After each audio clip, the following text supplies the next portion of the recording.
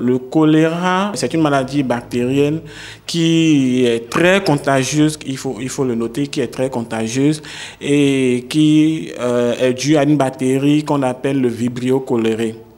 C'est un bacille gram négatif et elle peut se transmettre d'un homme à un homme via la contamination manuportée, c'est-à-dire les mains sales ou des eaux qui sont souillées, les aliments qui sont souillés.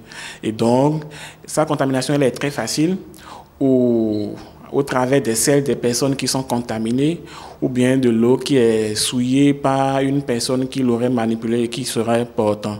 Ce n'est pas forcément les enfants, mais les adultes aussi peuvent attraper le choléra. C'est vrai que les gens disent les enfants parce que parfois les enfants en s'amusant, ils traînent par terre, ils prennent tout objet, ils mettent dans la bouche et tout. Mais les adultes aussi en souffrent. En premier lieu, c'est surtout la diarrhée. La diarrhée, les vomissements. C'est une diarrhée qui est aqueuse. Au début, ça peut être des selles, mais par la suite, ça sera aqueuse d'asperges, eau de riz, avec une odeur qui est fade.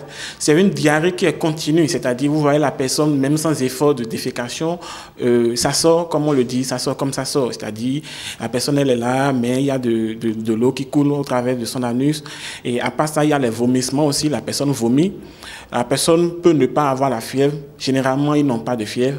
Et lorsque ça continue, lorsque la personne continue de faire des vomissements et de faire la diarrhée, quelques heures plus tard, la personne sera déshydratée, c'est-à-dire à force de perdre de l'eau et de perdre les ions, la personne elle est déshydratée et ça s'ensuit la déshydratation. Donc du coup, pour ceux qui ne sont pas du domaine médical, on dit très souvent que c'est surtout la diarrhée et les vomissements. Voilà, c'est une diarrhée qui ne s'arrête pas, une diarrhée qui est non-stop associée à des vomissements. Et le caractère important de cette diarrhée-là, c'est surtout son aspect eau de riz. La première des choses qu'il faut faire, c'est d'amener la personne à l'hôpital.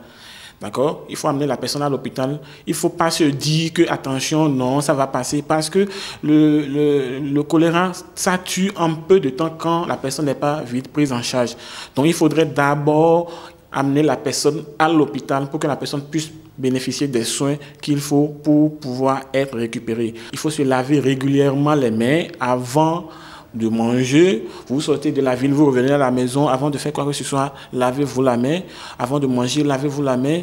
Dehors, avant de manger quoi que ce soit, il faudrait que vous laviez la main à l'eau et au savon.